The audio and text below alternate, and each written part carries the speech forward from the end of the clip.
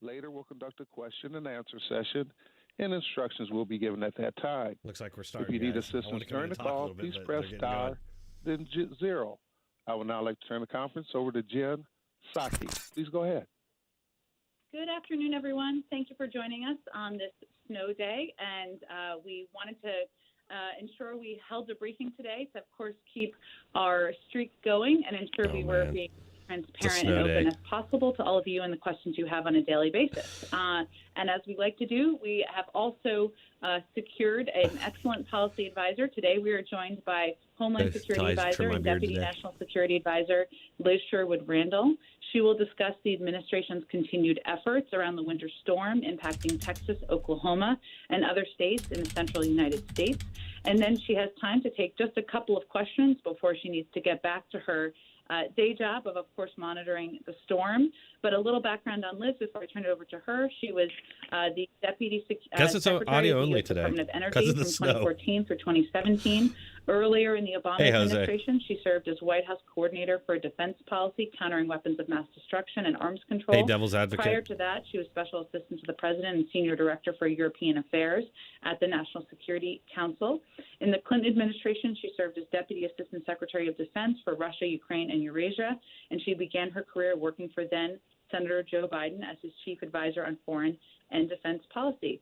I'll turn over to Liz. She'll take a couple questions, and then I will do a briefing after that. So, Liz, the floor is yours. Guys, after this, I'm going to hang out and talk for a while. Jen, and hello to everyone. I'm sorry we can't be doing this in person.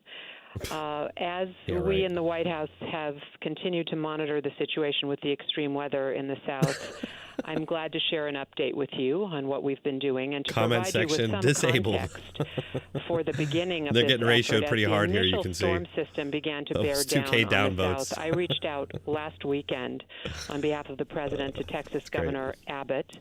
What's up, Bruzio Music? Also to doing, Louisiana Governor Edwards, Robin Alabama Spielman, Governor hello. Ivey, Mississippi Governor Reeves, Oklahoma Governor Stitt, and Kansas Governor Kelly to offer any federal assistance that the governors might need to help their citizens get one of those to gaming manage what chairs. we anticipated to be the brutal effects of the gathering storm. Sit up in it. Then on Tuesday, February 16th, President Biden called a broader group of governors, and there's been extensive follow-up with respect to those governors' conversations with the presidents on specifics they discussed during that call.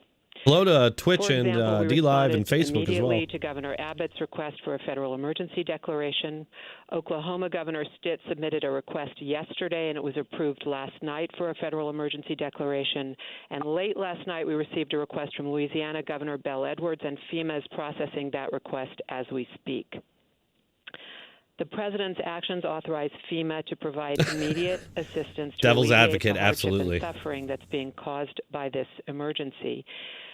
And let me just note, there is a silver lining to the very dark cloud of COVID, which is that our FEMA teams have been deeply embedded for quite a long time with state emergency preparedness and response agencies across the country and in this affected region. Yeah, I didn't expect this to be audio only, guys, so apologize for that. Involved in needing to work these issues now because I'm trying to do these every Thursday. Quite a while on COVID response. This morning, I was also in touch with the leadership of FEMA and also with the Department of Energy and our private sector partners in the electricity sector to explore thanks, Robert. I appreciate you watching, man. More that we can do to provide support for our citizens. LOL, Nicole across Morgan. this swath of territory who are Ed suffering Zurich. from the Hey, effects of thanks, this buddy. I storm. really appreciate it. We know that there are still about 1 million or more people who are experiencing power outages in the hardest hit areas of the country, though those numbers are declining significantly. Yeah, we can talk about Texas some of this stuff after the press gone conference, from guys, if you want to. millions of people without power now to approximately 600,000 at the last data point that I received from FEMA earlier this morning. It's important to set expectations, however, that due to the nature of this storm, citizens will continue to experience rolling power outages in some communities, and that's just part of the process of trying to get power online and to get it delivered where it needs to go. Yes, but why? FEMA is providing generators to support. What I can guarantee you is that once they start getting questions about this, none of this will put none of them will put air or the turbines on the chopping block because they really are what's to blame because Texas would have enough power otherwise. Support water treatment plants and hospitals and nursing homes. We're getting snow here too. Texas, again, it's also providing blankets and meals and other supplies as requested by the governor of Texas. I want to express our deep thanks to all of the brave first responders who've continued to deliver essential aid to those in need in these very difficult circumstances. There are many infrastructure workers who are responding under extraordinarily challenging conditions to restore energy and water systems. And there are lots and lots of citizen volunteers who've selflessly extended themselves to help others. We are urging all people affected by the storm to listen to public officials, to take precautions, to stay indoors, not to get on the roads unless they absolutely have to. I'm just going to step back and make a couple of more observations, which is that more broadly, here's what I'm dealing with right now, as far as that goes. Experiencing this week, we've had tons of snow. We're getting more today. Eastern United States do yet again demonstrate to us that climate change is real and it's happening now, and we're not adequately prepared for it. And in particular, power grids it's across climate our country, change. particularly in Texas, are overloaded by the demands that are placed on them under these circumstances, and the infrastructure is not built to withstand these extreme conditions. If they're talking about Texas, that's because they never get weather like this. It's very rare. Occasionally it happens. Going forward, we will be leading an effort to strengthen and harden our critical infrastructure so that it can be prepared to meet the full spectrum of challenges that we're likely to face in the future. We know that we can't just react to extreme weather events. We actually need to plan for them and prepare for them. The snow is privilege because it's white. Technology, innovation, and close collaboration among the federal government, states, communities, and the private sector that enables us. Yeah, how often have we been told that weather is not related to climate change? When the weather doesn't bode or doesn't go along with their narrative on the climate, they say, oh, it's got nothing to do with it. But then a regular storm happens that would happen any other time, and they're like, oh, well, that's because of climate change. How convenient. Us to incentivize the kinds of actions that need to be taken to build the kind of resilient infrastructure that we will depend on in the future. President Biden resilient, yes, the full like support the of wind turbines. These efforts, and is demonstrating his commitment to serve all Americans in these difficult times, working across the states of the South to deliver any federal support that is requested by the leadership of those states. Thank you, and now I'm glad to take a couple of questions. Yes, questions. Here they come, guys. Ladies and gentlemen, if you have a question, please press 1, then 0. Once again, if you have a question, please press 1, then 0. One moment for the first question. I have a question. I have a bunch of questions, and I want them answered immediately. Who is your daddy, and what does he do? I'm a cop, you idiot. Hey, Smoke Steve, what's up, buddy? Your line may be open. I'm not sure. Art, do you want to let them know who you just? Yes, I am. One moment. Well, I hope you leave enough room for my fist because I'm going to ram it into your stomach and break your goddamn spine. Zeke Miller, you're open. Please go ahead. Thank you so much for doing the call. In terms, can you give us a rundown of specific a number of the resources that FEMA has sent to Texas? You know, the number of generators, the number of meals, for any sort of data you have on that. Well, I'm going to pause this. Your point about hardening the grid. What role does the federal government have in making the Texas grid more resilient, given that it is largely separate from federal oversight? So here, see, the media is already setting up the narrative that the government is the savior here. That the only reason this is happening in Texas is because there's not enough regulation, guys. If the government would have handled this, no problem, because they have such a good track record of doing that, right? It's this evil private business that caused this. Not the fact that they never have ice storms and they rely too much on wind power, which is the problem.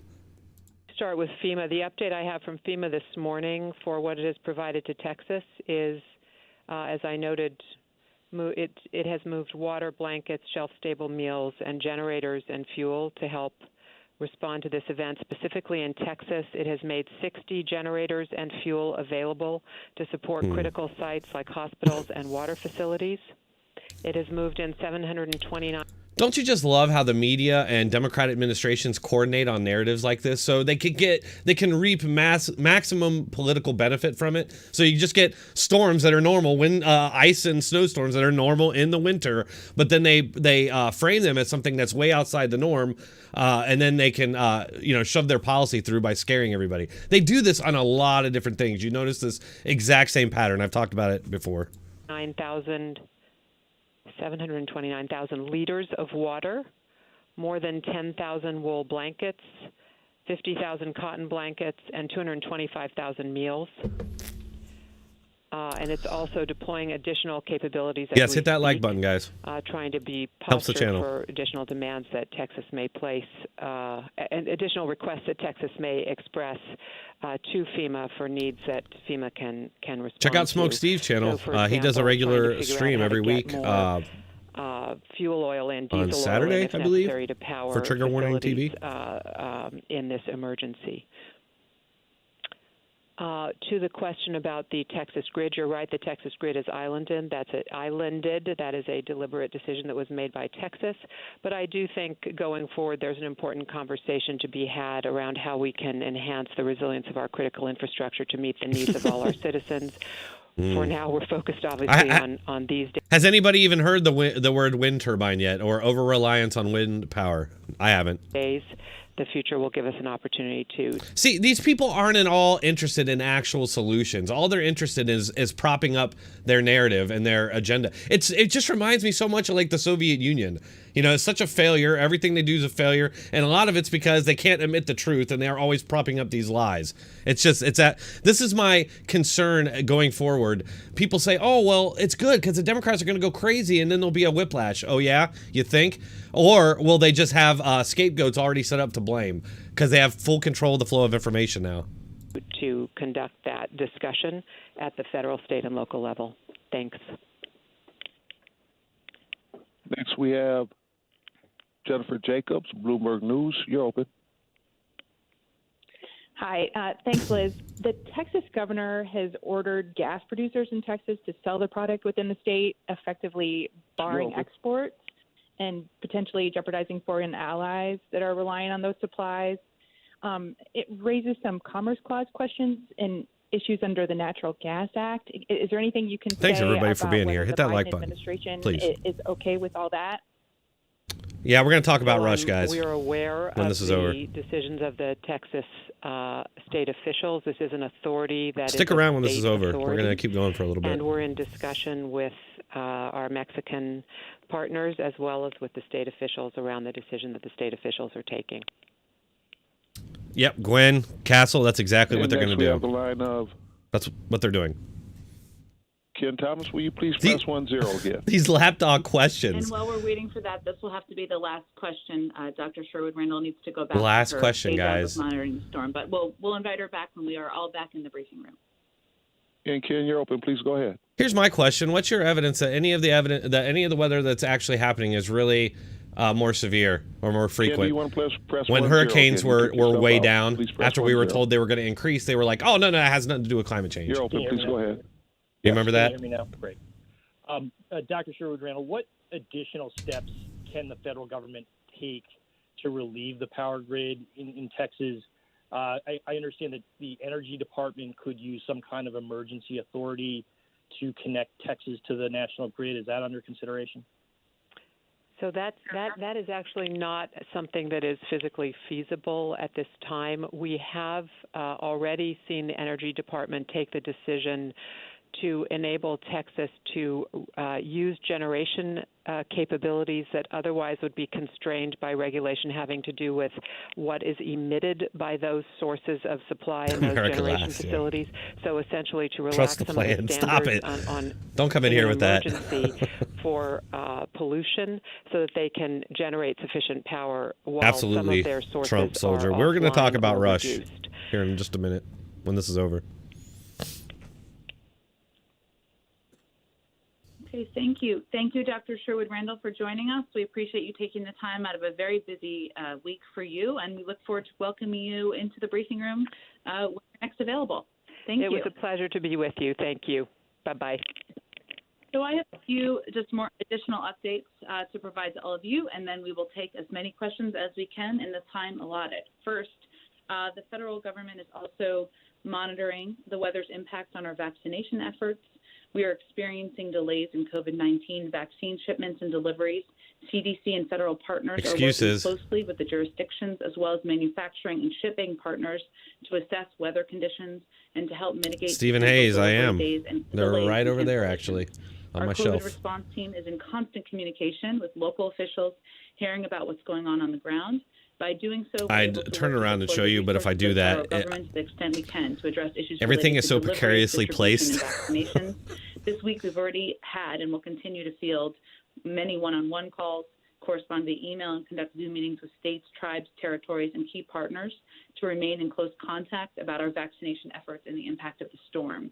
We're also working with our partners to move up scheduled deliveries whenever possible and to surge shipment operations through the end of the week into the weekend. We're in conversation about extended hours and additional appointments. Melba, yeah, storm. Exactly. As soon as the questions get uncomfortable, I'm out of here. Is as stable and equitable as possible through this program, and we continue to work closely with jurisdictions and pharmacy partners to achieve that goal. And I would expect tomorrow that when you all have one of the 3 weekly updates from the COVID team, they will provide a more extensive update on this and also answer any questions you have about the work.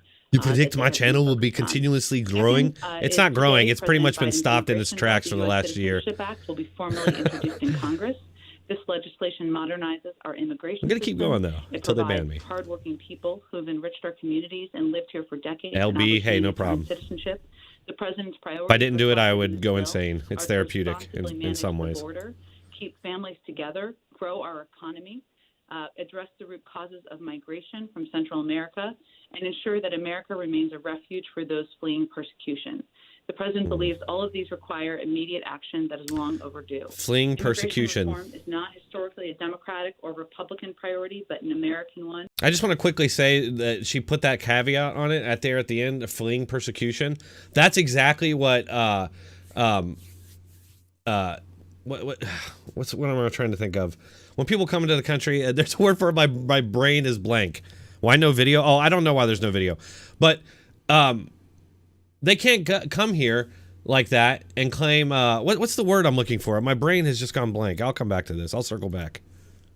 Modernizing it is long overdue. The system.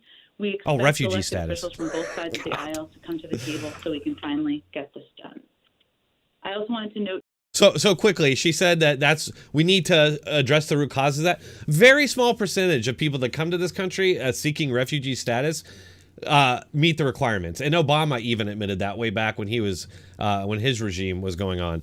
So what Trump had done was got them stopped at the Mexican border, where we could then try their cases to see if they could get refugee status. Guess what? Most of them don't, and most of them don't even show up for their courts. So what the Biden administration has now done is wipe that out. And they're just back to flooding in and tons of people getting refugee status that don't actually meet the requirements. If you're coming from a poor country, that even if it's a violent poor country with gangs and stuff, guess what? That doesn't meet the criteria. To get refugee status, you have to come from like an oppressive government that has targeted you for some sort of a trait that you can't change. That's basically it. So anyway. Numbers out this morning on new unemployment claims. Jobless claims increased, and for 48 weeks in a row now, new regular unemployment claims have outpaced their pre-pandemic high. Combined with stalled job growth over the last 3 months, we have a clear picture of the trouble our economy is in and the financial pain being felt by millions of Americans. Economists, experts, and leaders across the political spectrum have come out in support of the rescue plan because they know it's the best tool. Smoke Steve, maybe. It's just been hard since we got the baby. That's why I've been doing it in the afternoon. But I'll try. I might do it tonight. Remarks and engagement remotely at the G7 and Munich Security Conference tomorrow. So let me venture to do that, and then we'll take your questions. Tomorrow morning. I'll take your questions. Or I will take your questions, I should say. I want to ask her a bunch of questions like Arnold. Fellow world leaders at a virtual gathering. I want them answered immediately. This will be the first gathering of G7 leaders since April of 2020. This virtual engagement with leaders of the world's leading democratic market economies will provide an opportunity for President Biden to discuss plans to... Really, my wife is doing pretty much all the work with the newborn. I just have the other two rugrats, so... ...response to the COVID pandemic, including coordination on vaccine production, distribution, and supplies, as well as continued efforts to mobilize and cooperate against the threat of emerging infectious diseases by building country capacity and establishing health security financing. In January, on President Biden's first day in office, what is he she announced even that saying? the United States would re-engage the Thanks, World Valba. Health Organization to strengthen global health. You should see our His ice first fort national outside. security memorandum was focused on COVID-19 and the relationship between... My daughter and I built an ice fort in the backyard. Defeating COVID-19, it's a little igloo. Global health and advancing domestic and global health security. Thank you, Sarah Connor. Come with me if you want to live. Catastrophes. The administration has pledged the United States... Do you have the Uzi 9mm? ...to purchase and distribute vaccines globally and through a multilateral mechanism. These global efforts reinforce the president's progress to address the COVID pandemic at home, including increasing the pace of vaccinations, instituting public health measures for safe travel, and providing schools with scientific guidance for safe operations. President Biden will also discuss the global economic recovery, including the importance of all industrialized countries maintaining economic support for the recovery and collective measures to build back better. As we build back... Flash poll. How many, number 1 for yes, 2 for no. How many of you think the press is going to ask a question about Biden's response to the question on the CNN town hall about the Uyghur Muslims in China? How many of you think he's going to get a tough question about that to Jen Psaki from the press after this? Biden. 1 for yes, 2 for no. A robust agenda of measures to address the global climate crisis, a key priority for the administration. The February 19th virtual engagement will be Sarah Connor, you're on. Sarah Connor, you're on to something. I think you're right. G7 presidency and head of the planned G7 summit in June of 2021. I think I will stop there. The flash poll is pretty predictable. Let's see what happens. And take your questions, and I want to take. Let's take your questions. So we always love follow-up. Smoke Steve. We want to get to as many people as possible. Always got to be the rebel. We have an opportunity to do this virtually today. So, Art, we're ready to open it up. As a reminder, if you have a question, please press 1, then 0. Once again, if you have a question or comment, 1, then 0. Zeke Miller with Associated Press, you're open. Hi, Zeke. Hi, Zeke. Oh, Sorry, Zeke. Press 1, 0 again. You might have took yourself out. Hi, Zeke. We all get along so good. Best buddies.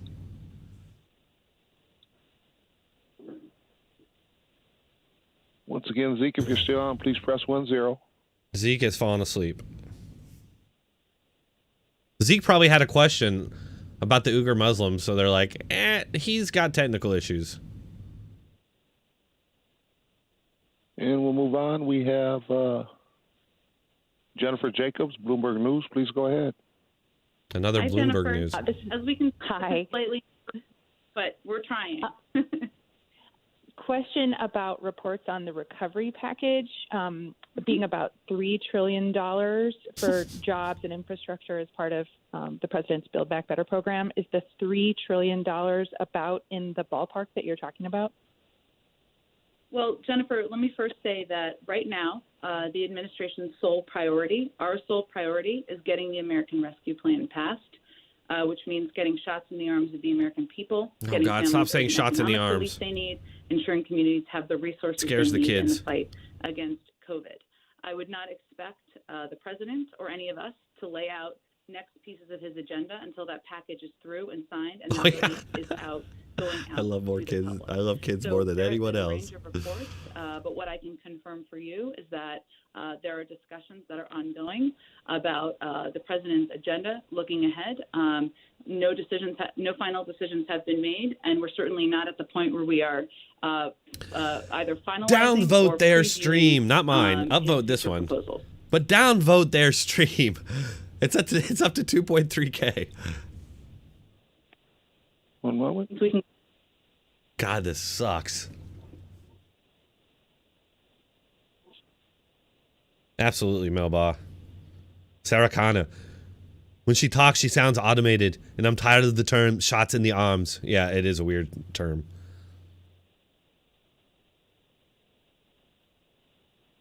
I agree. Coran Drake said, I like getting updates about Hong Kong. Me too, man. Next question?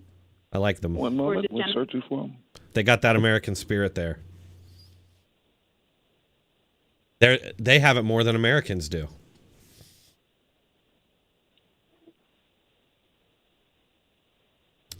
Wow, this is what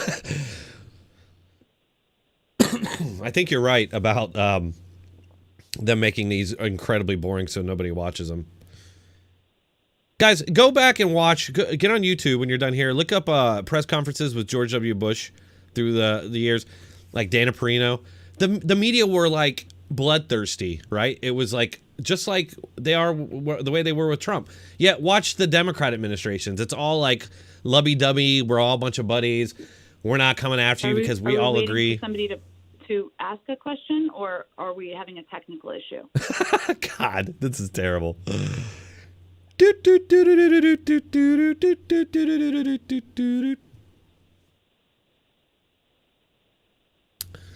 Oh God, she's just gonna end this without taking questions. I think we're having a technical issue. Give us a second. Thank you. Okay, sure. Our next question will come from the line of Andrea Shalala of Reuters. Please go ahead. Yeah, Reuters. Hi, Andrea. Thanks so much. Hi. I'm getting a little worried. To ask you a little bit more on the infrastructure, but I'm getting an echo.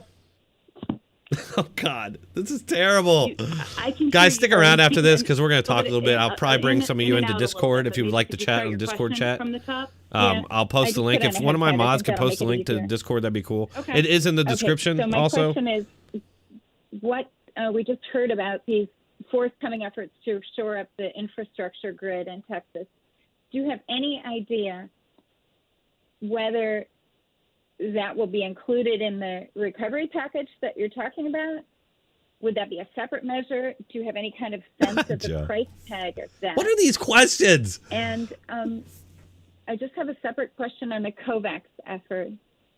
Sure. So there is a waiver that has been proposed by India and South Africa that would temporarily suspend intellectual property protection to ensure that vaccines can get to places in developing countries.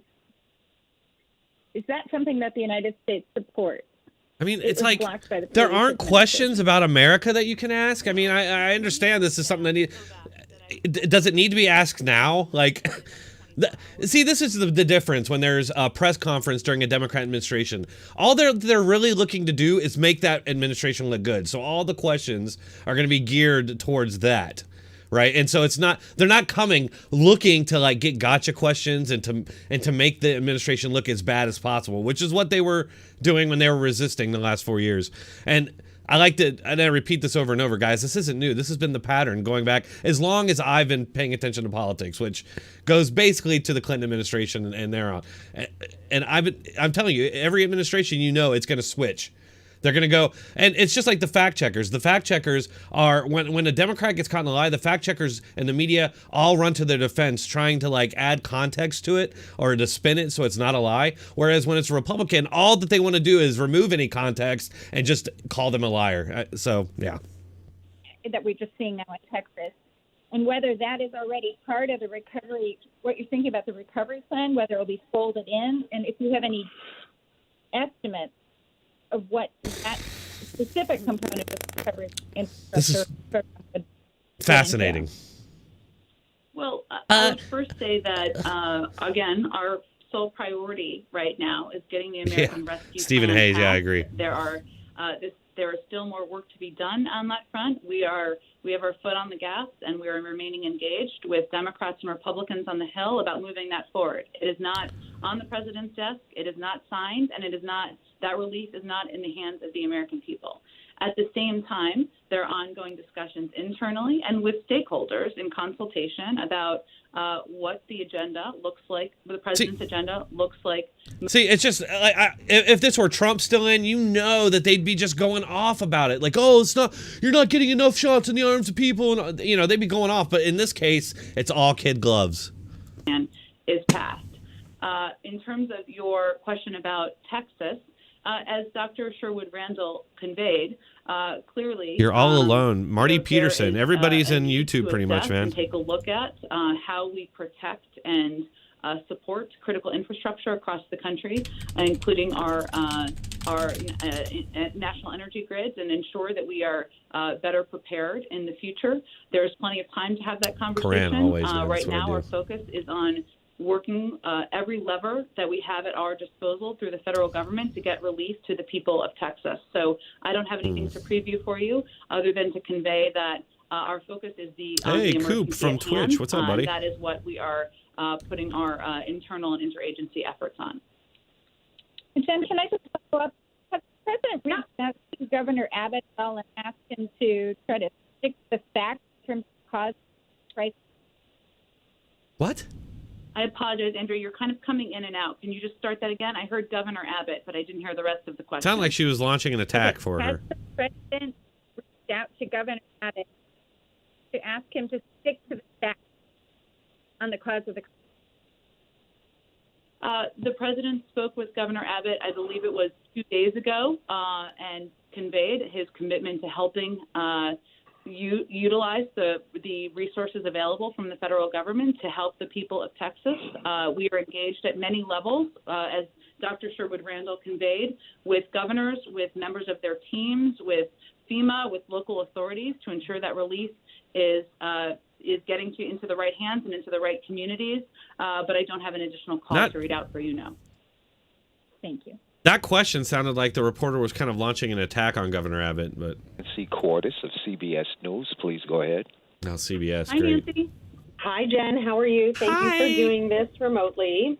My first question is I'll see you later for drinks. The immigration bill. And I know you addressed this a little bit yesterday, but what's the White House take on the pros and cons of passing parts of the immigration plan instead of doing it in one fell swoop? A number of these congressional Democrats seem to be very open to the possibility of doing it in a piecemeal fashion. Sure. Well, first, the bill being introduced today represents much of President Biden's vision, which includes addressing some key components of what he feels needs to be modernized in our system, including providing an earned path to citizenship, which includes, of course, Dreamers, responsibly and effectively managing our borders, investing in smart security, and addressing the root causes of migration from Central America. He feels each of these components the are root vital, causes. Well, imperative to address our outdated Democrats tell them to come, and they do. Immigration system. Because Democrats think there'll be a new pool of in the Senate for gullible 36 voters. years, is no stranger to the process of a bill becoming a law, and he is looking forward to working directly with members, hopefully both parties. Immigration is not his immigration. Nay Rose, she's saying apparently they were snowed in. They're having a snow day or something, so that's why they're doing the audio only. All too familiar, or very familiar with the fact that a bill proposed does typically not look like the final bill signed. But it is just being formally proposed today. We are eager to work with Democrats, Republicans. Yeah, Steve, that's my thing. It's like, I want immigration and I want people to come here, but at the same time, we have tons of problems in this country, like why that we can't handle. Like, why are we adding more people, more poor people to the mix? It seems all planned to me. It seems like they're doing it on purpose. That has been voiced by some House Democrats like Henry Cuellar or Vicente Gonzalez, that if you put out something this ambitious this early, that it's first going to motivate a surge of migrants to try to come here. Exactly. And also open up President Biden to attempts by Republicans to try to paint him as soft on immigration. Well, so they're already like, she's already pre-defending Biden from attacks that he's soft on immigration, illegal immigration. To put forward an immigration bill on his first day in office just reflects his own commitment to modernizing an outdated system and also taking every step he can to move forward. Thanks everybody for being here. Hit that like button. That was created. Come hang out by with us in Discord if you want. The last 4 years. That's not a position or an approach that's being done through a political prism, but through a moral prism. What is right for the country? What is right for the millions of immigrants who are living in the shadows? and frankly, what is right for our security at the border, and what is right for addressing the root causes that led to the crises at the border that if you guys want to join a chat, I'm gonna have a little call-in or something after this, and you guys can we have done many times, chat with me on the stream. We will continue to convey and repeat from level the fact that this is not the right time to come. We don't have the systems in place. We don't have the policies in place. We don't have the laws in place or the processing in place at the border to consider a wave of people fleeing their countries. We are. This is a priority. We're eager to get it through, and we are also going to take additional steps, as you've seen from the Department of Homeland Security and their efforts to increase processing through executive actions. To inject some morality. More executive actions. Don't you love how popular executive actions are with the Democrats and their media now? They love them. But when Trump was president, they were dictatorial. Moving it forward within a month. It's different when they do it. That priority. Get that through your head. Thank you, Nancy. I miss Kaylee, too. Our next question will come from the line of Francesca Chambers of McClatchy. Please go ahead. This might be a good one. Hi, Francesca. Can you hear me? I can. Okay, great. Thank you. Thanks, Jen, for doing this. So 2 questions related to the disaster relief aid and then something on another topic. I guess I can take them separately to make this easier. Is there federal assistance or aid available to municipalities who previously paid or are paying high gas prices for natural gas? Or does that assistance depend on a state request? For instance, the state of Missouri, would they have to make that request for a municipality?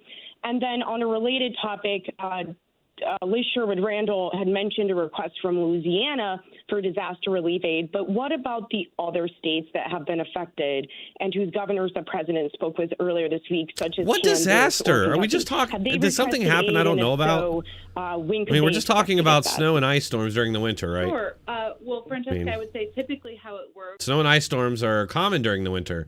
Again, this idea that they're going to make things that are common seem like they're outside the norm. With them at the federal level to do exactly that. We have been sharing with all of you our engagements on a daily basis, so you all are kept abreast of those conversations. But I would certainly point you to some of the state governments on what their needs are and requests, and what they've been requesting specifically of the federal government to ensure it's helping provide the assistance to the people in their states that's needed during this difficult time of the storms. It's an excellent question about municipalities. I will have to follow up with our Homeland Security team on that specific technical question, a good one, but maybe we can connect you with them directly after the briefing. Okay, and she's then trying so hard not topic, to say circle back. The vice president said today that she views the number of women leaving the workforce as a national emergency. Does the president share the vice president's view on that? And if so, does he plan to make a national emergency declaration and take action to address the declining number of women in the workforce aside from the stimulus package that he's presented to Congress? Well, Francesca, I would first say that this is something the president and vice president have discussed, and he has raised in a number of meetings I have been in with him his concern about the impact of the dual crises of COVID-19 and the economic downturn on women in the workforce. As you well know, it is not just about women who are leaving the workforce now. Why are they leaving the workforce? In future years, if there are women taking themselves out of the running for moving up the corporate ladder, out of the running for seeking PhDs, for getting law degrees, women taking themselves off of the front lines of essential industries like healthcare work, that has an impact, of course, on gender equality. It also has an impact on the economy. So the men should be quitting their jobs? I mean, is that what they're saying? That the women should be quitting? It should be the men? I don't get it. Like, people can choose to do what they want. They can leave their job. I don't. What does this even mean? This is weird. Key components in there. Some are meant to help address exactly this crisis, including funding to reopen schools. As a mom myself, I can confirm for you, and many mothers across the country can confirm for you, that the fact that schools still need additional resources to reopen. Obviously, the CDC. I mean, you see what I mean? They're saying that's a problem that women are leaving the workforce. I'm sure there's a lot of men leaving the workforce, but like, if it's an issue of that they're leaving it because someone's got to be home with the kids or something like that, then if it wasn't the women, it would be the men leaving the workforce. So would that have been a better scenario? Like, we're supposed to be like really scared because it's women doing it. I mean, women tend to be the mothers, and that they tend to be the ones that will stay home. I mean, but all they're concerned about is that some women may get out of the running for CEO positions or something. It's just their priorities seem really whacked. The severity of this crisis, the impact on women, that's part of the reason why there are some of these key components in this package, and he certainly agrees with the Vice President's assessment. He agrees that it's a national emergency?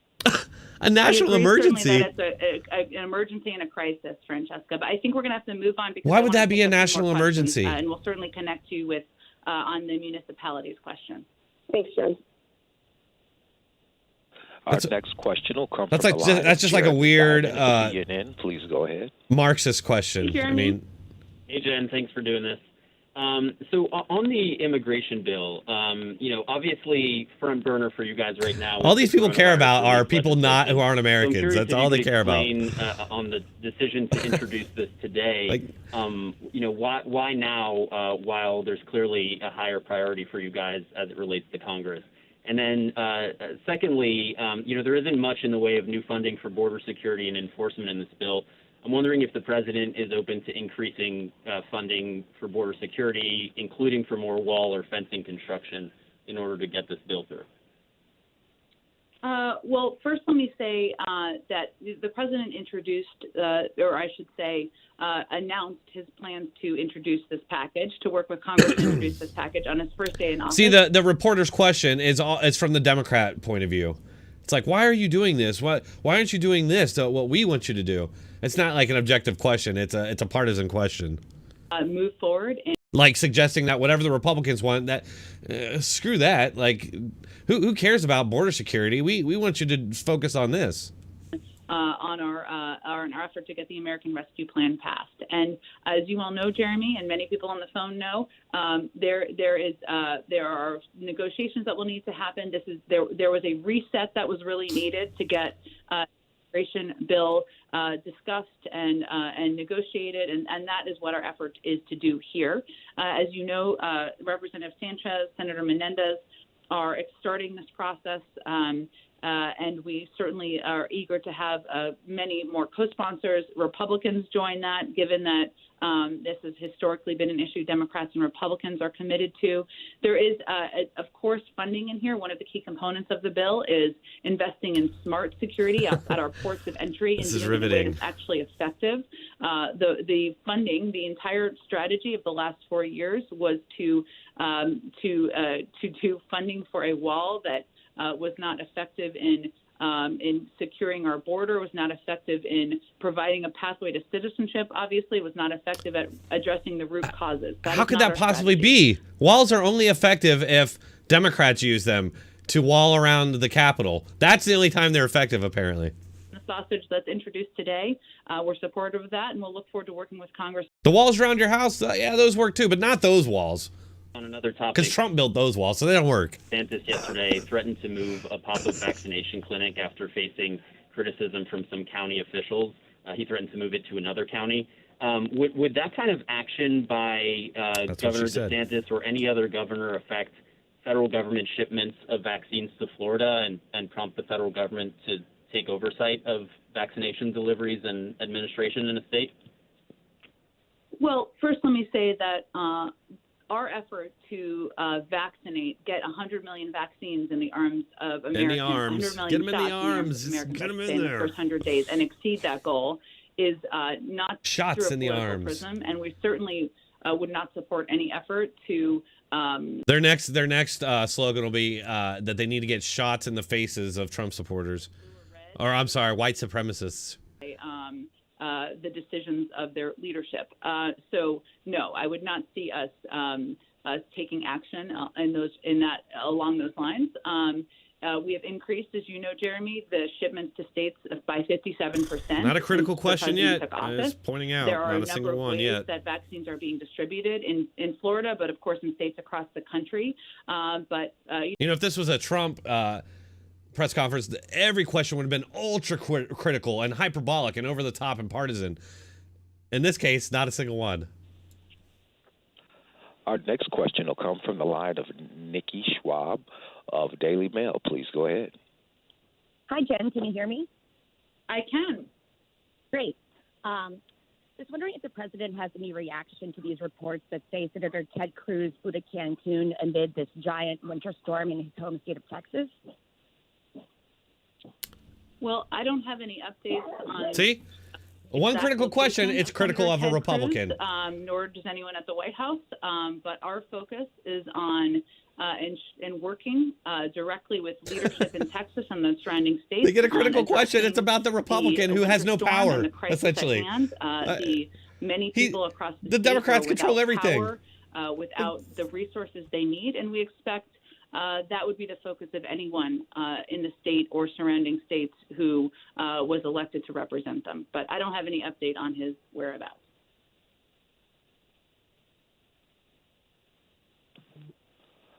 Our next question will come from the line of Joey Garrison of USA Today. Please go ahead. Yeah, Jen, thanks for taking this call. Can you hear me? Sure, I can. Yeah. Hi, Joey. Hey, how are you? Republicans increasingly are jumping on the reopening schools issue for the 22 They're pouncing. Midterm elections. They're jumping on it. They're pouncing. You see, Biden that's for the reason parents' children aren't in school. What's your reaction to that? What's pretty openly a line of attack right now? And a line of attack. See, the question is the defense of Joe Biden. As you're looking ahead towards the midterm. The scandal is that somebody is criticizing Joe Biden. Political front that no polling I have seen has shown that is effective. There was actually a poll out yesterday that showed that President Biden and teachers were the most trusted entities in terms of. Well, gee, I wonder why. We obviously rely on science and rely on our health experts. But the science says that schools aren't a transmitter of the virus. So most of the country what science is she talking about? To reopen. We're also committed to doing that. So there are CDC guidelines that came out on Friday that provided a roadmap for schools to open safely. The president wants schools to open. My kids have been in school all year, 5 days a too. week. What are these people talking about? Teachers want kids to be in school. And he also believes that teachers should be prioritized, as do... They don't care about science. They care about what the teachers' unions want. But he also believes that there are a range of mitigation steps, or I should say he follows the guidelines, as we all do and should, that were put out by our health and medical experts that show there are a range of mitigation steps. Vaccinations are one of the additional steps that the CDC is recommending, but there are additional steps, including masking. The CDC said that schools can reopen. Don't you love how they pick and choose what science they want to follow? Work with school districts across the country, lead that effort to reopen schools, and we remain committed to that. Any concern about this issue, though, making Democrats vulnerable in 2022? Oh, no. If it's not turned around, if schools don't start reopening here in the coming months. That's the problem, that Democrats will become vulnerable, not that kids aren't getting their education. Schools or that people can't work because their kids are home. We see it as what's in the interest of teachers, who cares? Of students, of families, what really matters parents, is Democrat and power. We want to do it safely. And the president is committed to reopening schools 5 days a week as quickly as possible. Unbelievable. He is the media is just trash. And working with school districts. I just can't say it enough. Our media is a disgrace of the highest order. They're a disgrace. Also, what is within his power is that we are working with Congress to get additional funding, which is essential to many school districts. I hate what they've done to science. That they can follow and take these mitigation steps. It's a new religion for them, including ensuring masking, smaller class sizes. That there are more. But they're just, like most religious people, they're very hypocritical about their science religion. Something he's focused on every day and night, so that we can open schools, open them 5 days a week, within 100 days. And that's where his focus is. We don't see that through a political prism. Kids are not Democrats or Republicans, and their parents. God. I think this is an issue that all Americans care deeply about. Thanks, Jen. Thanks, Jen. Do I get my cookie? Don't be cookie. Our next question will come from the line of That was Kayla pathetic. Lausch of Wow. CNBC. Please go ahead. Hi, Kayla. Hi, Jen. Thank you for doing this. We appreciate it. I have two questions. One BFF. domestic, one foreign. The first is on the economy. This week we saw retail sales and inflation data that were unexpectedly strong. I'm wondering how the Strong. White I was House going is to talk about factoring that. data into the size of the rescue package and whether $1.9 trillion would, as some critics say, overheat the economy. And then my foreign question, which I'll just go ahead and ask, is that Iran has said it will stop allowing SNAP inspections by the IAEA beginning on Monday. Yeah, if parties that's what happened with Iraq, too. don't take their own steps toward full compliance. Does the president see this as motivation to engage with Iran sooner rather than later? Well, let me take the second question first. If that Engage makes with sense. Iran. You mean get Iran is a long way from compliance. get stuck in the butt. That's what you mean. Our focus is on working with our partners and allies. Flash poll: 1 yes, 2 no. Will Iran get a nuclear weapon? No matter what happens, no matter what new deal that we get with Iran through the Biden administration, will they get nukes? Yes or no? I say yes, absolutely. That meeting, but certainly our focus is, of course, on preventing Iran from acquiring a nuclear deal. But Yeah, they are right. a long way from compliance, and our focus is also on working with our partners and allies. I don't believe that they don't want them to get a nuke. On the economic question. I just want to say something here about that. I don't necessarily think that the left, that Democrats don't want Iran to get a nuke. I think they do want them to get a nuke because if you remember back during the Clinton administration, Madeleine Albright, one of her big things was that she wanted to see other nations rise up as leading superpowers and that the U.S. would take a back seat. That's something that they wanted for a long time for whatever reason. And it just seems like we're kind of working towards that. In, of course, stimulus into our economy to help expedite that. And that is part of what this package will do by providing direct relief to the American people, by reopening schools, I don't know, which will have Drake, a huge impact on working mothers and parents across the country, by getting vaccinations in the It makes sense if you consider that we've already been taken over, that we already been infiltrated and it's already over without a shot fired. On that. And that we still have a long way to go in our recovery, so it is essential at this point in time. Thank you. Appreciate it. Sure. Our next question will come from the line of Peter Alexander of NBC News. Please go ahead. Hi, hey, Peter. Jen, thanks. This will be good. For hosting us. Sorry we can't do it in person. You sort of hit on this a bit, but I just want to sort of drill down a little bit on the immigration announcement today and what specifically is the strategy for this White House to get this immigration bill passed right now? Will you bring Republicans here to engage them in the process? All right, Bruzio. See you later, man. Reconciliation? How are you going to get something this big done? Sure. All great questions, Peter. I think we're not quite there because today is all right, guys. I think I'm not going to end the stream. I'm going to keep going here for a minute, but I think I am going to end the Jen Psaki thing here because this is just leaders on the Hill to determine in coordination with us the next steps. It's just they're not asking anything right interesting. now, like it's all just able lapdog to stuff. Communicate about what is in the package, why the key components, why all of the and they don't care about Americans. They care. The package. And in terms of the they don't care about Americans so much as they care about other countries' people coming to our country and the benefits that we're going to give them. They care about that. And then they care about people losing their power in as much as it helps them to get more government power, bigger government. So, thank you. I'm not stopping the stream. Two more questions, and we'll, of course, do this again tomorrow, but I just have a bit of a hard out coming up. But go ahead, whoever's next. Our next question will come from the line of Matt Visser of the Washington Post. Please go ahead. Hey, Jen, thanks for doing this in an unusual circumstance. Oh, yeah. We know it's not an unusual circumstance to get snow during the winter, just so we're clear. It's not unusual. Weather conditions. Most of his visibility, though, has been on another disaster of COVID. Can you highlight a little bit just These people act like everything is some sort of crisis. Have you noticed that? Himself has been with the natural disasters. If he's briefed hourly, daily. Everything's a disaster, a crisis, a national disaster. You know why? Because that's how it's the most effective in scaring people and deflects and distracts from everything that all these policies that Joe's just signed executive orders on and everything else. It's crazy. Surrounding states and receives updates every day, but more than once a day. Drake. It is certainly a focus, and ensuring that the people of Texas, the people of the surrounding states, have the resources they need is something that he raises right, because we need the government to come frequently in. And has over the past that'll couple fix of days. In terms of whether he will visit, I think as you well know, Matt, one of the factors to consider here is what the impact is, the footprint, right, of a presidential trip.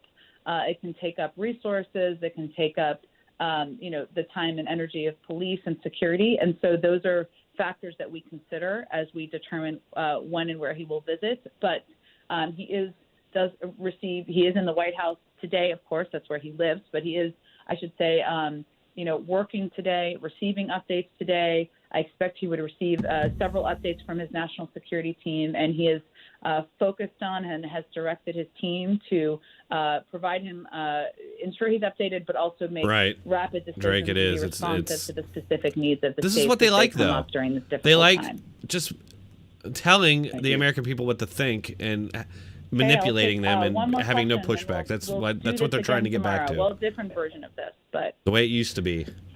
Our next question in queue will come from the line of Mr. James Rosen of Sinclair Broadcast Group. Please go ahead. Thank you, Jen. Can you hear me all right? I can. Hi, James. Jen, thanks for expanding the call today, and it's nice to be back with you, if only by telephone. I just wanted to follow up on the comments of Liz. To have the Deputy National Security Advisor brief us on the Texas grid collapse, it's not just the immediate logistical issues that she's grappling with. I want to ask about the nexus between energy policy and national security. As you know, Republicans in Congress and in the energy sector have been pointing out that, according to data from the U.S. Energy Information Administration, the U.S. achieved one of the core benchmarks of energy independence in 2019. Mm-hmm. That was the first year since 1957 that the U.S. produced more energy than the country consumed. Oh, but they don't want to use that that's one energy. Basic definition of energy independence. And they claim, or they argue, that the policies being pursued by the Biden administration will sacrifice those gains. How do you persuade the American people that U.S. national security can be safeguarded by this transition to a green economy, which, of course, has never been fully developed anywhere relative to our scale? Exactly. And there's no critical scrutiny of it. In this White House, we like to follow the facts and also rely on experts, as you know. And I would say that, officials at the Electric Reliability Council of Texas, which operates the state's power grid, have said that the failures in wind and solar were the least significant factor in the blackouts. And no, they weren't. There have been a range of reports that have suggested otherwise, inaccurately. It's inaccurate if it disagrees with what they are saying. You see. Of Texas. As Dr. Sherwood-Randall also conveyed, clearly there is a need to assess how we protect and support our national infrastructure to ensure it's resilient and sustainable during storms, during any threats to it. And there is, of course, plenty of time to do that, and it is a priority for this administration. But right now, Texas has a lot of wind power. If that wind power was natural gas or oil or coal, they wouldn't have had an issue. They would have had the extra energy stored up that they would have needed. So we will have those policy discussions, but we are focused on the emergency at hand at this point in time. Thank you, everybody, so much for joining the briefing. The one tough question, and she's out after that. Technical details, and I'll look forward to talking to Bellevue tomorrow. Oh, I snorted. She got a snort out of me. All right, well. Yeah, get out of here. Get out of here. Hey, so, yes, welcome back, everybody. I thought I'd talk to chat here for a little bit and talk about a couple things. I did kind of want to I did a video yesterday about Rush, and I had to rush it. I didn't have a lot of time. As you guys know, me and my wife just had a baby, and that makes 3 for us. And while she's basically taking care of him all the time, I'm getting the other one. So it's been kind of hectic around here, not so easy to make videos. But I did a video about how the media was attacking Rush after he's dead and can't defend himself. That's just hilarious. They never were able to beat him. And then he dies, and then they start lobbing bombs at him when he can't come back, which is pathetic. Very typically pathetic of them. And another thing is that and I didn't have time to go through all of them. I used one example in my video yesterday about the phony soldiers. They smeared Rush in exactly the way that they do Trump and exactly the way they do any prominent Republican. He called this woman who was, trying to push policy, calling for free birth control provided by the government. So she's out putting herself out there. He attacked her. He did call her the S word, which, I don't think it's that big a deal. I mean, look at so many other people have said much worse. I mean, about us over the last 4 years, calling us traitors and Russian agents and all this kind of stuff. But so, they go after him for that because when Democrats push policy, they have Teflon. They always use people of genders, disabilities, some sort of a trait that they can use to deflect criticism of that person. And so that's another example of that. But anyway, pretty much any example that they use of Rush to say that he's a bigot or a racist or something like that, they're all made up, manufactured, taken out of context quotes, misrepresented quotes. And I think that phony soldier was like one of the best examples. But I did just want to say that, I probably wouldn't be doing this right now if it weren't for Rush. When I first got into Rush, I didn't like him. I thought I didn't anyway. And then just over time, I came around and he really opened my eyes to a lot of stuff. And that he is the reason that I'm doing this today. And, I knew he was going to die. I always thought when he died, I'd feel so lost. I'm like, man, if Rush is gone, we're lost. We have nobody. But since my fears of that, decades ago, a lot of other people have stepped up and have taken the mantle. I know everybody doesn't like everybody that's out there, but like guys like Ben Shapiro, Steven Crowder, and they're all different. They're not, they're all different kind of, like Crowder's more comedy, Shapiro's more hard news or however you want to look at it. But there's plenty of people out there now that have taken that mantle. And so it's not so dire that we've lost Rush. And we all knew it was coming after he got his diagnosis. He pretty much came out and said that he's dying. I think he even used those words.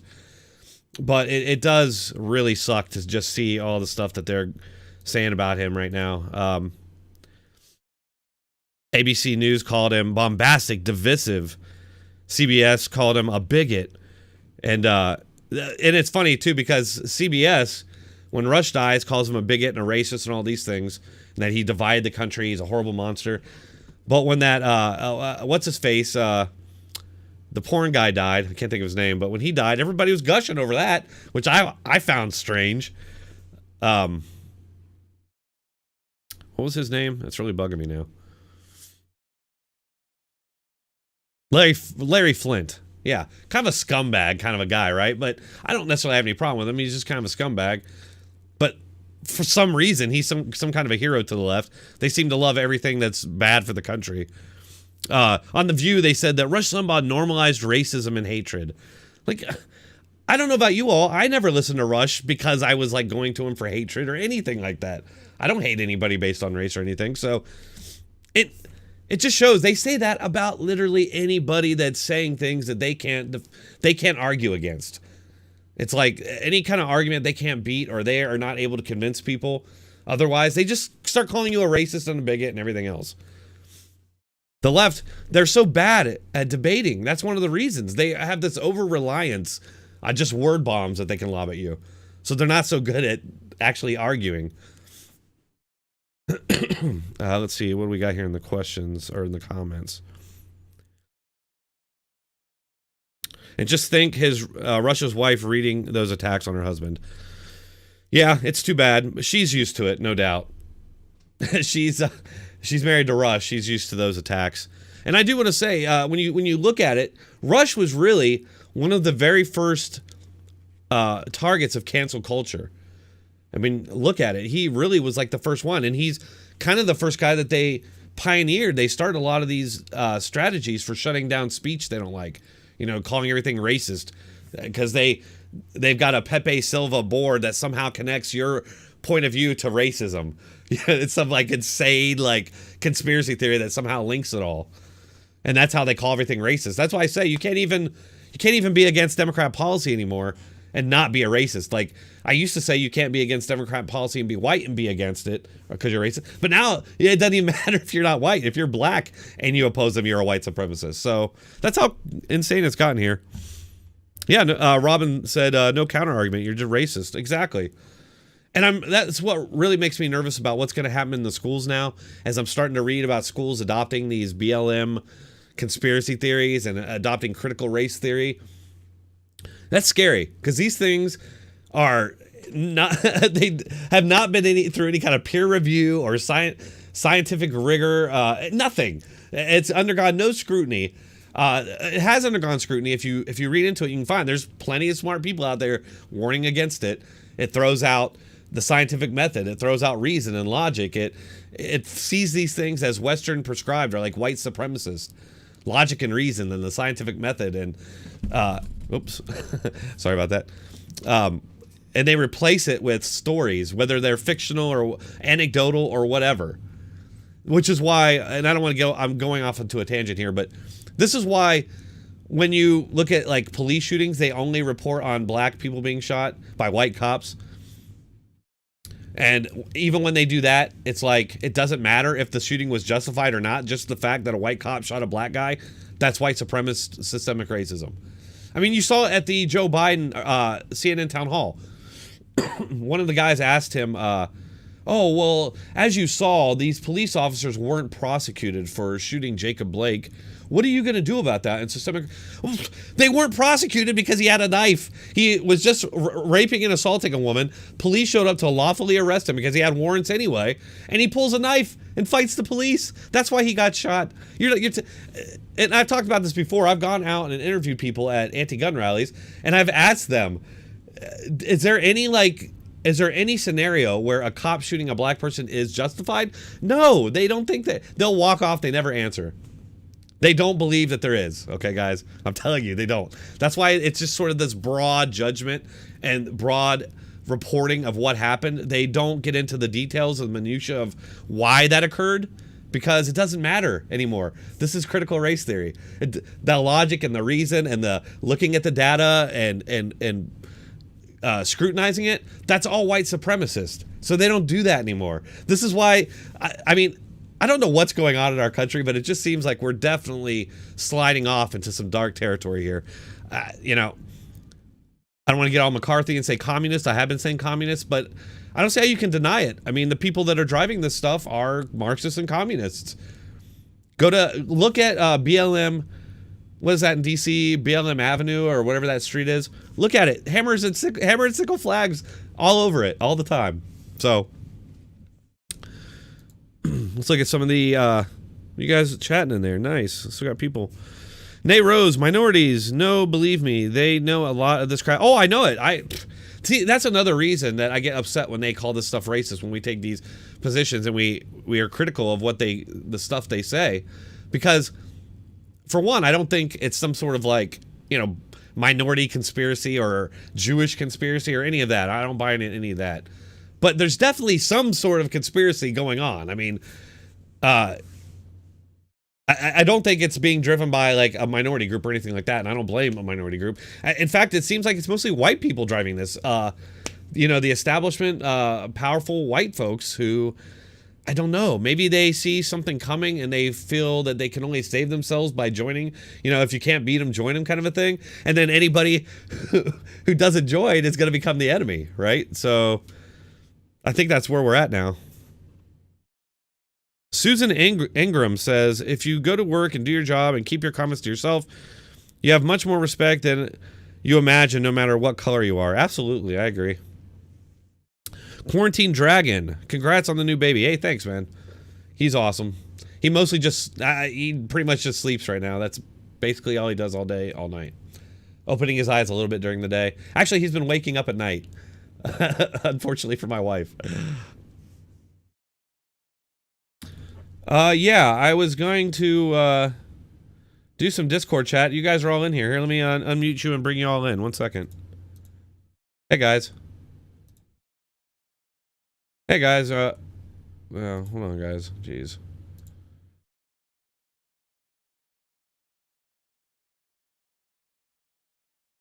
Yeah, I think. Hello? It keeps... Hello? You guys hear me? I am in the Discord chat now if you guys want to hop in and talk a little bit.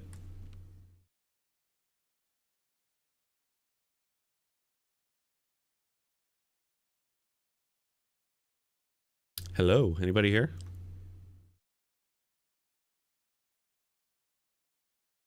Hey, what's up? How you doing? We're here. So what do you guys... Can you hear us all? Yeah, I can hear you. What do you guys think? Can y'all hear what me? do you guys think? Yeah, I can hear you guys. What do y'all want to talk about? I can hear you guys. Cool. Long time no talk. Yeah, man. How you doing? Oh, good to staying see you. warm. Yeah.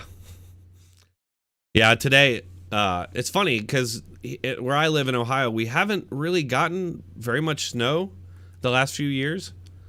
But, and I've been complaining about it because I kind of like getting snow for a little bit, you know? It's fun for a little bit. But this year, my God, man, we're just getting hit up. It's like every day we're getting snow. That my daughter's already used up all of her snow days.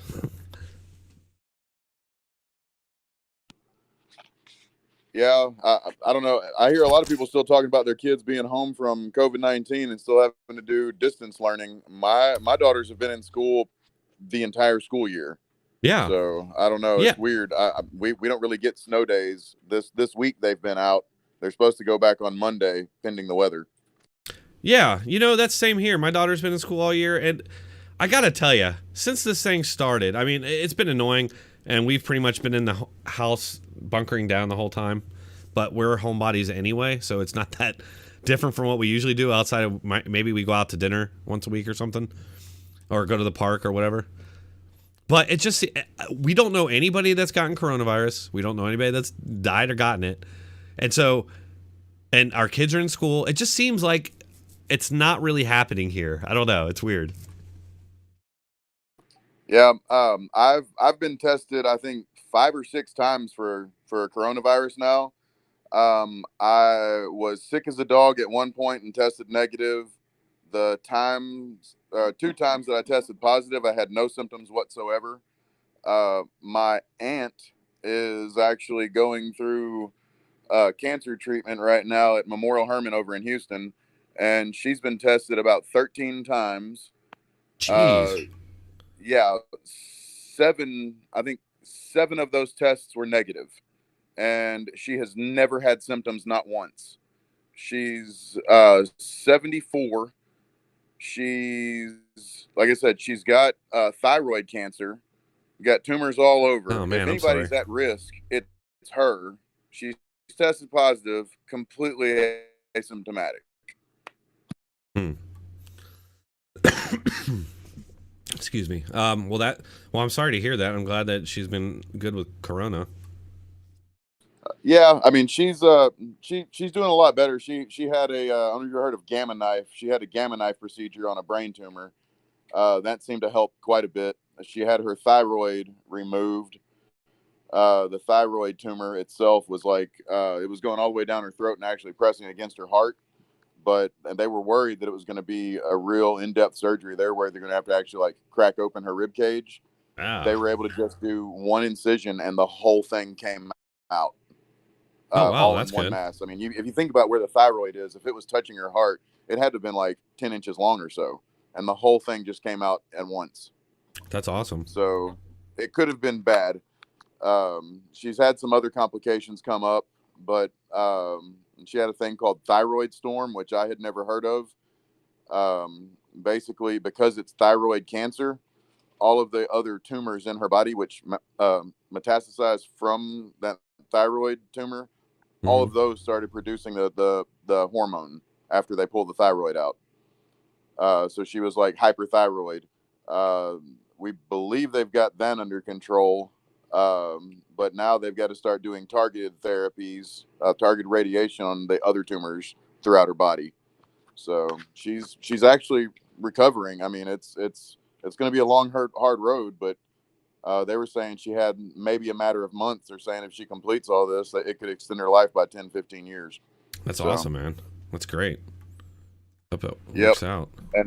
And you know, I keep hearing all these horror stories on the news about, you know, how bad COVID-19 is. And like I said, if anybody should be struggling with it and hurting because of it, it would be her. And I mean, and the other thing, she had whooping cough when she was a kid. So she's got scar tissue in her lungs already. And COVID-19 just really didn't do anything to her at all. That's wild. Yeah, kind of shows you that the tests were accurate, you know? Right. Yeah, I think we might have had it in December in my family here before it became like a news thing. But yeah, you know something I did want to, you kind of hit on something there. And I wanted to talk about the, what was it he was complaining about during the question that they asked? What was it? Dang it. Oh, they were, one of the questions was like, since schools aren't opening now and Biden had promised it, Republicans are pouncing. You know, what are you going to do to protect Democrats from, and like the whole question was centered around, being critical of Democrats on this isn't fair. What are you going to do to stop it? You know, kind of a thing. And I just found it insane because it goes in line with like everything else we saw. And like we just said, our kids are in school and have been, and they're just fine. And yet you know, you look at these jobs numbers in these states, and it's like the jobs numbers are all worse than these Democrat states. I just think that's insane. Like Florida, like DeSantis is supposedly this big villain, and yet everything's fine there. Per capita death rate, it's way down the list. I don't know exactly where. I think like 13th or something. And then their jobless rate's like 6%. I don't know. It just blows my mind.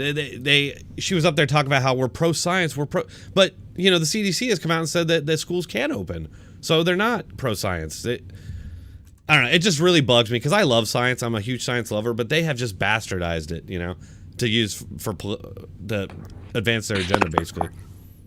Yeah, I'm in the same boat. It drives me nuts. I mean, my whole life, I'm like you. I've always been really into science. Like, I would watch the Science Channel and stuff like that. Like, other people would be watching movies and whatnot, and my entertainment was science, you know.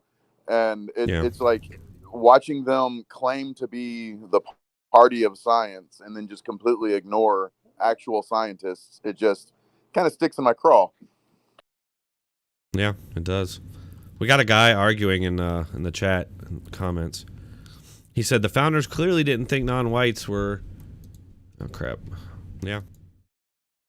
My thing is like that may have been true at the time, but that's just the way it was. You know, there's countries now that like look at Japan. They may have changed their immigration, but doesn't their immigration policy center around preserving their culture? Yep. Absolutely. And that's not a problem, right? And there's lots of countries like that in the world. Yet people get really outraged about what the way America was hundreds of years ago. It's so odd to me. Well, almost like it's a narrative being directed at the United States for a reason. Sorry. I was going to say, if you look back to when.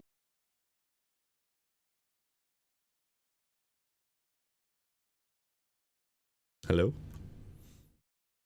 He might be cutting out because he's in Texas. He was having that problem earlier. He may be falling prey to the storm. But somebody brought that a good point about that up the other day, which was, okay, Hitler tried to exterminate Jewish people, and you don't see Jewish people walking around bagging on Germans and pissed off. And we're talking within a lifetime. There are people still alive who lived through that. And have very good reasons, and the same with Japanese Americans. You have a lot of Japanese Americans who have very good reason to just hate the U.S. government and Americans who are not. Some have gone and wanted, to get property back or to get recognition for what they went through. But at some point in time, you just want to focus on your own success in your own life, and it seems like there's and I don't think it's Black Americans. I think it's certain groups trying to keep certain grudges alive for reasons that have absolutely nothing to do with helping people. Right. It's to keep us divided or to push an agenda of some kind. Yeah, manipulation. Reparations. Japanese Americans got reparations years ago, those that were in the actual internment camps. You know, but would you say reparations? First off, were they all compensated to the degree to which they feel was justified? Pretty sure they were. You're not going to say you're not going to get every Japanese person to agree that they were fairly compensated for what happened, and some of them lost property that was not recoverable. They got recognition and reparation. The point being, at least they got something. But these other people are full on psycho, just wrong. Because you're 40 acres and a mule. You're not going to compensate people from 3 generations ago. It's something that doesn't, or 5 generations ago now, depending on generations. I don't know. It's too long. Like we're the only ones who've done that. That's happened in other countries. I know recently too. Like Uganda had a huge problem with they were expelling a lot of Asians who had lived there for generations under Idi Amin, and there's still a lot of bitterness and division in East Africa along those lines. I think Americans sometimes fall under the idea that, hey, we invented racism. No, we're not even the best at it. We're really just kind of The history of racism and slavery is the history of mankind. You know what bothers me the most is Biden's comments about we should be okay with China because they want to be united. What happened if we imposed or didn't? Yeah, they went full China propaganda. What if we didn't say that about Hitler? Because he wanted to unite it forever. We should just let Hitler do what he wanted to do. Well, a lot of people did say that. He went. I was going to say for quite a while. I don't think we did. I'm just saying that's bullcrap. That's all I can say. Well, yeah, it's a lot of these things that it's like there's a lot of this stuff there's nothing we can do about. All we can do really is like say it's there and be like, yeah, we acknowledge it's there, but it's like, what can you really do about it? Not a lot. When the problem though it's that selective moral outrage that they seem to think people don't notice. But and you hate to call it the left always, but they do seem to have that very situation specific rage where and it goes back to the science thing. You must trust the science unless it relates to gender, and then you ignore it. You must in this particular case you must get enraged because of something a Republican did. But the fact that Trump makes crass remarks, is unforgivable. The fact that Biden is literally creepy, he's creepy at the best. In the best case scenario, you're supposed to ignore. Yeah. Like he basically said, that genocide that's happening, that's cool. Like we're cool with that because it's China. That's what he said. It's just their culture, and the Uyghurs got to get in line with their culture. That's just how it is. Yeah, that level of cultural relativism is dangerous because that's saying basically if your culture accepts slavery or female genital mutilation or anything horrific or like killing apostates, that okay, well, that's your culture. That's the danger of cultural relativism. Anything goes. Yeah, and I also worry about given the current climate, like is he not saying anything because he's about to start turning Americans? Like, you know what I mean? Like, is he gonna? Do they plan? Well, as long as we're united, that's their idea of unity, though. I mean, that's I love his. We're going to unify. Yeah, you're going to unify by crushing people who oppose you. That's not unity.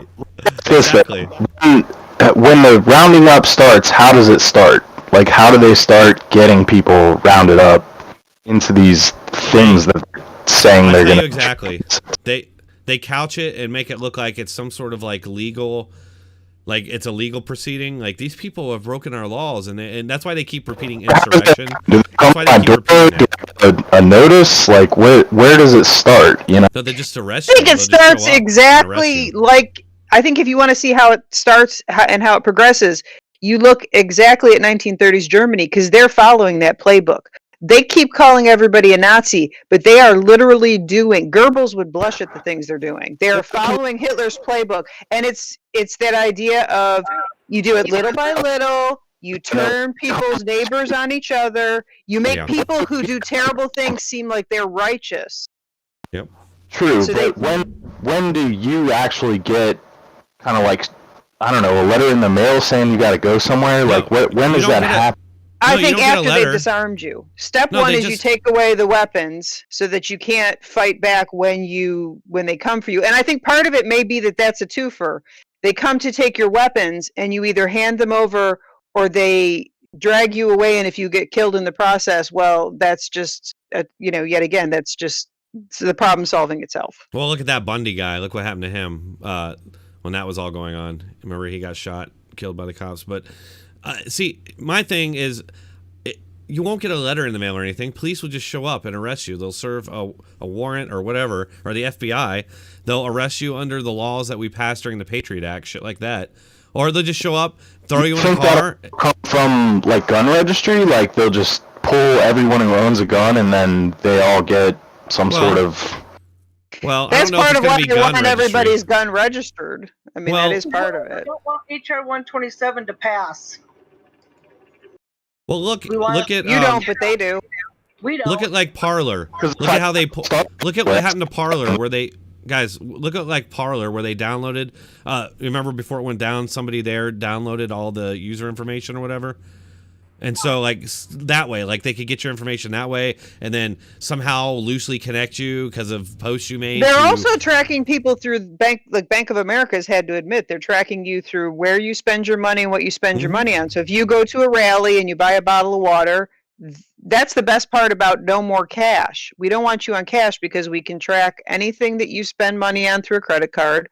We can track your internet history. They don't like the VPN movement because that makes it harder for them. Well, they're mapping the dark web too, so that if you try to do things sort of off the grid online, they can still track you. They don't like that idea of you having any safe space in the virtual realm any more than they like you having a safe space. And look at what they were passing out. Look what they were sending out to parents in New York, where they were sending them out these documents that basically said, if you don't agree with us, you're a white supremacist by default. And so if the government is cracking down on white supremacists, you essentially become a terrorist. I mean, it seems crazy, but it's like we've already surpassed several levels of crazy. Like, I have no trouble believing we could reach that. That's part of making people do terrible things in the name of good. If you're killing a racist, that's not inhumane. You're a good person. So the fact that they're dehumanizing people on the right, the fact that they're dehumanizing Trump supporters is all part of that plan. Same as Hitler's Third Reich did. You have to make your neighbor seem less than human so that you can take your neighbor out and feel good about it. Right. It's a psychological trick. You have to feel good about hurting other human beings. You have to feel good about oppressing. Look what happened to Rand Paul. Look at what happened to Rand Paul with his neighbor beating him up. Look what happened to Steve Scalise. Look what happened in Portland where they shot that guy, in Denver where they shot that guy. These are people shooting people in the street because they not because they were a threat, but because they were the wrong kind of people. Yeah. And both those guys are dead now. Isn't that crazy? Like, that guy walked up to a Trump supporter, executed him, and then got into a shot out with police, and he's dead. It's just like, hey, good job, media. You did that. Alex Howard has a good point. I think that a lot of it will come from the ISPs. That too. Yeah.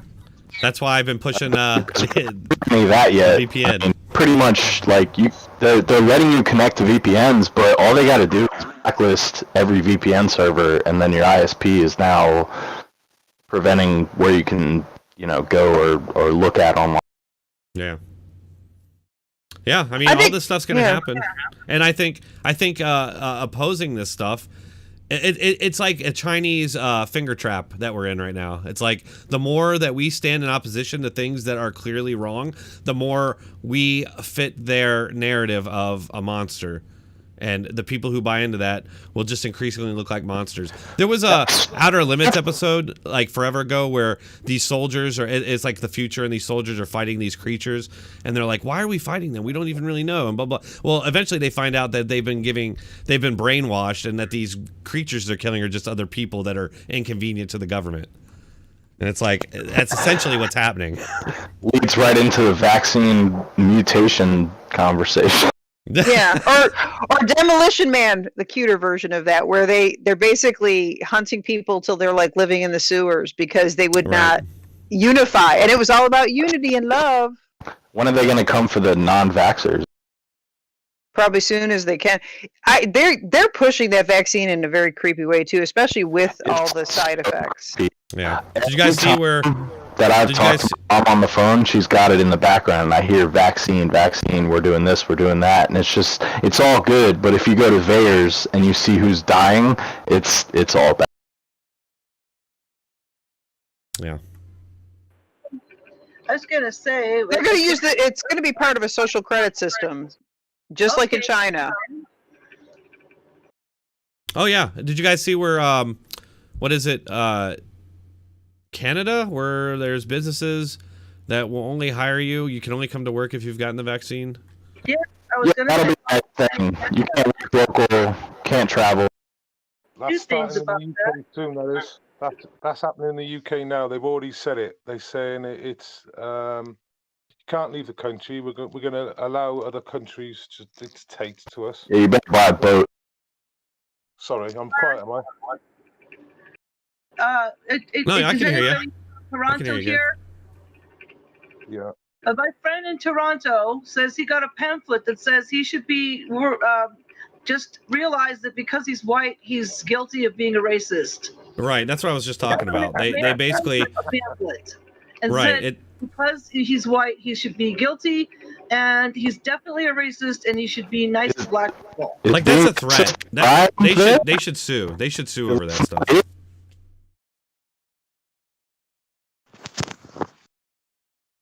Yeah, if you guys aren't aware, I'll see if I can find that story. But yeah, these schools sent out these papers basically saying that there's these. You're basically, if you're not a white traitor, then you're a white supremacist, essentially. But there's varying levels. It's complete bullshittery. I mean, it's complete fuckery. And it's threatening. It's threatening based on race. Like, these parents, if I were them, I would get together and sue the shit out of them, out of the school district. Fuck them. That's bullshit. If they pull that shit here, they're going to have me up in their faces a lot. You notice this mostly only happens in predominantly white communities. I live in a pretty lower socioeconomic community. All this stuff is fucking retarded to them. I don't want to say the R word, but it's stupid, and they know it's stupid. Oh, I know. I know tons of minority, black and brown people who think this is insane. They think that stuff is crazy. But guess what? It won't matter because they, in the eyes of these cultists, they're white supremacists. The other thing that's so funny about that is, okay, say white people truly are intrinsically evil and they're so horrible, and anytime you get near us, we somehow, like, I don't know, hold you back. Why don't you just leave? And why do people keep wanting to move to majority white countries? Because we are easy to avoid. We're like globally, we're like a minority. You can get away from us without much effort. And instead, people put a great deal of effort into getting to white majority countries. So if we were really the X factor that was holding everybody back, people would simply get the hell away from us and stay the hell away from us. It's not a difficult thing to pull off. Just like the immigration you get from Central and South America, right? Like we get from Africa. They got to travel like through 7 safe countries to get to the UK, and they're claiming France is a war zone. Just like you have to travel through 7 countries. Yeah, I mean, if you count Greece, maybe Turkey, Greece, Italy, Spain, France, maybe Serbia in between, climbing up through the Alps. But either way, they're all safe countries, and just like you get your South American lot coming through all the way to America, we get it with the UK because we give them everything. We give them hotels when they arrive illegally in our country. Hotels. Dude, the UK is... All right, guys, I am going to have to end the stream. I just heard my daughter get home from school, so I'm going to have to go up there and help with that. I do appreciate you all watching the stream. I think I'm going to try and do the Psaki streams every Thursday, so make sure to keep checking that out. Subscribe to my channel because in a year I have gone basically nowhere. I've been stuck at the same number for basically about a year. I guess I'm gaining enough that I'm not completely losing all of them, but I need your subs. And hit that bell notification. And if you want to support this channel, all those links are in the description or pinned comment. I thank you all for watching, and I will see you all next time. Thanks.